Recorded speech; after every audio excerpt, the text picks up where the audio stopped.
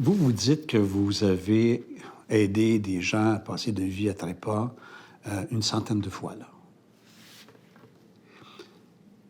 Vous souvenez-vous de tous? Absolument. Absolument. C'est des gens qui nous marquent. Ils meurent tous dans la même condition, mais donc il n'y en a pas que c'est différent comme réaction ou c'est uniforme? Ça appartient à chacun? Vous parlez de l'administration de l'aide médicale à mourir? De l'individu face à cette échéance-là, de dire c'est tout de suite ou c'est dans 15 minutes ou c'est... C'est-à-dire qu'il y a des constantes qu'on voit chez tout le monde. Évidemment, chaque situation est différente. Là. Okay. Chacun de ces malades-là m'a marqué et j'inclus l'entourage aussi, là, évidemment, là, du malade en question.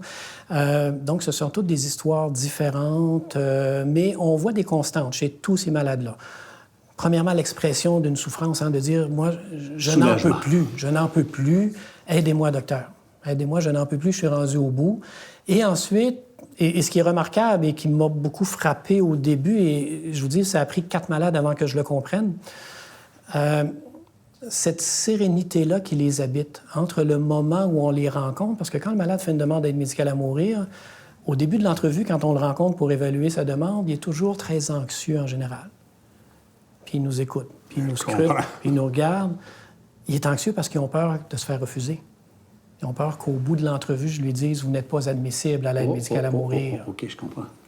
C'est pas la mort. C'est pas la mort. Non, non, pas du tout. C'est le refus de passer. C'est le refus, c'est la crainte d'être refusé dans leur demande.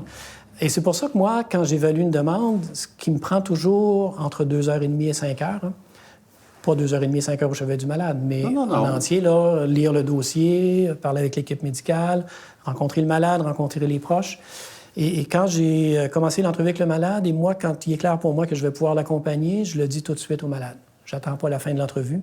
Parce qu'à partir du moment où on lui dit « je vais pouvoir vous aider », une sérénité qui s'installe. Les épaules baissent. Ah oui. Il fait ouf. Et là, il est réceptif à ce que je vais lui dire.